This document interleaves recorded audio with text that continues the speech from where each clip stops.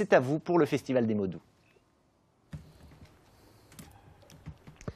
Bonjour à tous, on est ravis de vous retrouver ici à Besançon où va s'ouvrir d'ici 2 heures le 14e Festival des mots doux, un festival de littérature. Il y en a pour tous les genres, pour tous les goûts, pour tous les âges. On en parle avec le président d'honneur de ce festival, Sorge Chalandon, journaliste mais aussi écrivain. Bonjour. Bonjour. Et Christine Bresson qui est l'organisatrice de ce festival. Bonjour à vous, merci de nous accueillir ici juste avant l'ouverture, c'est pour ça que c'est encore un petit peu calme. Sorge Chalandon, j'ai une première question, j'allais dire aux journalistes tant qu'à l'écrivain. Il y a quasiment, je crois, 600 ouvrages qui sortent à la rentrée littéraire.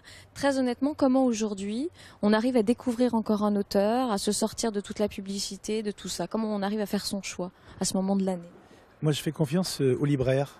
C'est très particulier, je suis journaliste. Je fais plus confiance aux libraires qu'aux journaux. Et moi, ce que j'aime, c'est lorsque je rentre dans une librairie, parce qu'ils ont lu en amont, en juin par exemple, et quand je rentre dans une librairie, sur les livres, il y a des petits cœurs, il y a des petits mots avec des petits trombones, et je leur fais confiance. Moi, j'ai une librairie, j'ai un libraire, et je lui demande alors, qu'est-ce que tu as? Il me dit j'ai ça, j'ai ça, j'ai ça. Et moi, je le crois. Est-ce que ces salons, les salons du livre justement, c'est aussi l'occasion pour le public de rencontrer des auteurs et de découvrir finalement des auteurs qu'ils n'auraient pas forcément lus sinon? Alors, ce que je trouve fascinant, c'est que les auteurs sont là d'abord. Donc on peut prendre les livres, on peut les toucher, on peut les retourner, on peut les ouvrir et on peut parler à l'auteur. Qu'est-ce que vous avez voulu écrire? Qu'est-ce que vous avez voulu dire? Et tout d'un coup, on ne se retrouve pas donc devant un libraire qui explique, mais devant un auteur qui peut aller au bout. Il ne faut jamais hésiter à poser des questions aux auteurs. Ils sont là pour ça, donc il faut y aller. Il ne faut jamais hésiter à prendre un livre. Il ne faut jamais hésiter à demander à quelqu'un pourquoi il a écrit même la grande phrase. Est-ce que c'est autobiographique? Il faut le faire. On est là. C'est pour ça qu'on est là. Et même si on ne nous connaît pas, moi je trouve ça formidable que la personne a le droit de prendre un livre et de le reposer aussi si ça ne l'intéresse pas. Mais il a la chance unique d'avoir ici des gens qui peuvent expliquer leur travail. Et vous, qu'est-ce que ça vous apporte, j'allais dire, en tant qu'auteur, de rencontrer justement les lecteurs? Moi, je leur rends des comptes. C'est-à-dire, il y a ceux qui ont lu et qui me disent pourquoi vous avez écrit ça. Donc, je m'explique, parce que des fois, il faut s'expliquer. Est-ce que c'est vrai, c'est pas vrai, comment ça fonctionne? Et puis, d'autre part, il y a des auteurs qui me disent j'ai jamais entendu parler de vous, mais vous avez l'air plutôt sympathique, donc je le prends au cas où, on verra.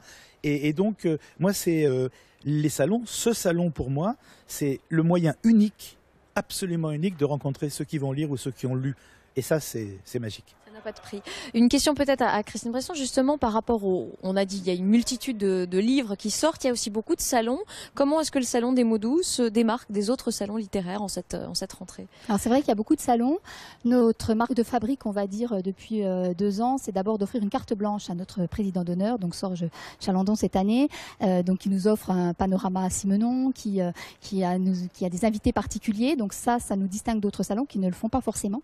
On a aussi en signe distinctif un très beau plateau d'auteurs étrangers depuis 3 ans. Là, on reçoit une vingtaine d'auteurs étrangers de Mexique, des États-Unis, de Pologne, de Turquie. Et ça, c'est encore assez rare dans les salons de notre type. C'est important d'essayer de se démarquer, d'aller chercher et surtout d'avoir un président d'honneur à qui confier un petit peu justement les rênes d'une édition. Bah oui, c'est important parce que ça positionne le salon, voilà, ça lui donne aussi de la crédibilité.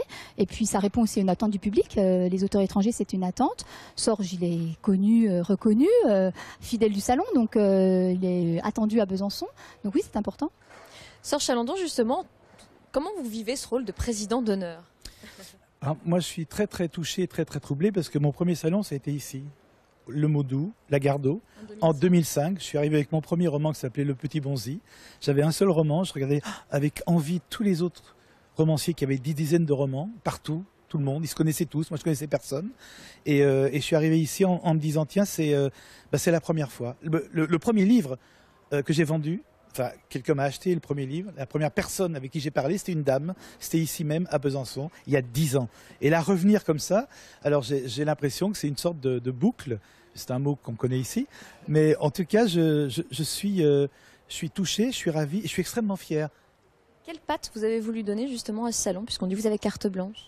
Alors, moi là, j'ai fini. Donc, je viens avec un roman qui est fait, qui est fini. Donc, il y a Georges Simenon, mais ça, c'est une partie du roman, du salon.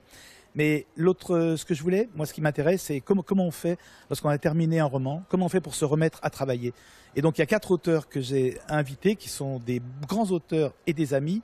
Et je leur ai demandé de faire une chose qui ne se fait nulle part, jamais, que jamais personne n'a fait, c'est-à-dire nous parler de ce qu'ils sont en train de faire, non seulement ça, mais de lire des extraits de ce qu'ils font. C'est-à-dire qu'il y a quelque chose qui n'est pas encore paru.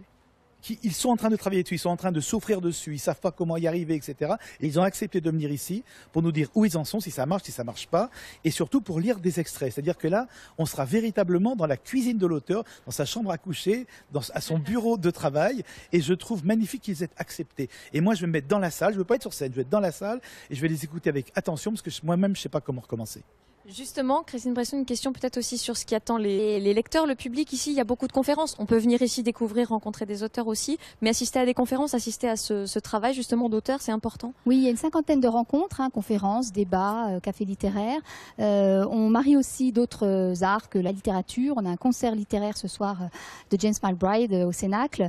On a des lectures avec Hippolyte Girardot, Judith Henry. Donc notre rôle, on pense aussi, c'est de permettre aux auteurs de s'exprimer et de pouvoir dévoiler leur intérieur à travers des lectures ou d'autres modes de communication pour pouvoir dire ce qu'ils ont en eux.